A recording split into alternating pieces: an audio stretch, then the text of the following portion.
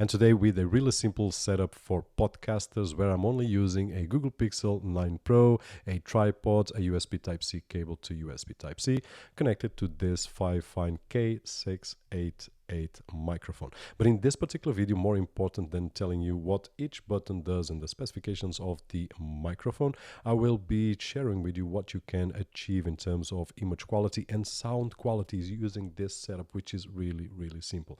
Now, I'm looking at my iPhone 16 Pro because we are going to introduce it as well so that we can see in terms of image quality and more important in terms of audio quality. Now, one of the things that I would like you to do is to close your eyes for a few seconds, and if you want to record a podcast without video, this will be the voice more or less that you will get. Now you can open your eyes once again, and one other thing is that this is a dynamic microphone, which means that if I talk to this side or any noises that come all around the microphone will get rejected. You are hearing my voice obviously because it will not be able to reject something that is so loud and close, but we can see a huge difference when we talk right into the capsule, which will give us this sensation of proximity with our audience, which is the objective or one of the objectives of this kind of microphone. Now I will leave a link down below for the microphone specifications, prices and whatnot, and besides that I will also leave a link if you want to discover what each button does for my full review about this microphone. But the objective today is to share with you this really simple setup. And if I go away from the microphone, which once again, it's a dynamic microphone for those that are not used. Usually I use wireless small microphones or condenser microphones on a boom arm with a shotgun, which means that they will capture audio in a different way. They will capture a lot more of my voice, but they will also capture a lot more of the environment. Now, this kind of microphone that I've got right over here gives me a big advantage, which is I can move myself around and I will have the sound always with me. But being a omnidirectional microphone, it will capture noise from everywhere on the room. Right over here, we will have the voice right on the capsule, which will give us this proximity effect, which is really cool. Now, for my kind of videos, it's difficult to fit in this microphone because I move a lot and we will lose the richness of the voice.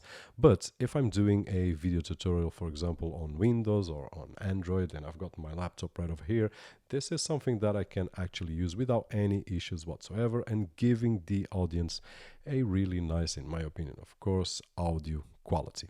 That being said, let's move to the iPhone 16 Pro. And if you are watching this video on your Windows 10 or 11 computer and you still haven't activated and can't even edit your desktop icons, don't forget to check out cdksales.com where we can find budget official OEM keys at an affordable price, and with the coupon code that you can see on screen and down below on the video description, it will get even cheaper. And now we change to the iPhone 16 Pro, but the same tripod, the same cable, the same microphone, the Fifine K688. Now here, I'm not really sure if we are going to notice any difference in terms of image quality or audio quality. The audio quality is what in focus in this particular video, because if we have the same audio quality or the same sound on both phones, then chances are that there is no difference at all to your phone, even if it's different from the Google Pixel 9 Pro or the iPhone 16 Pro.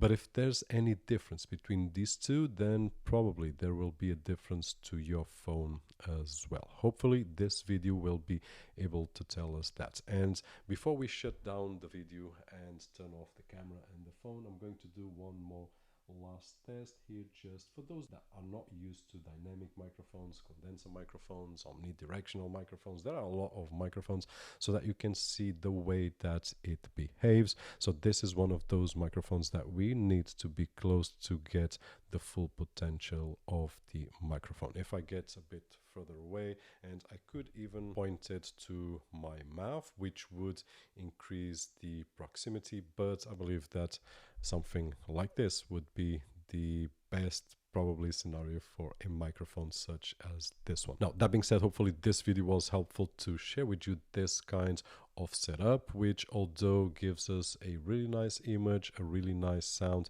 it is a really simple setup. We have a phone, a cable, a tripod, and a microphone.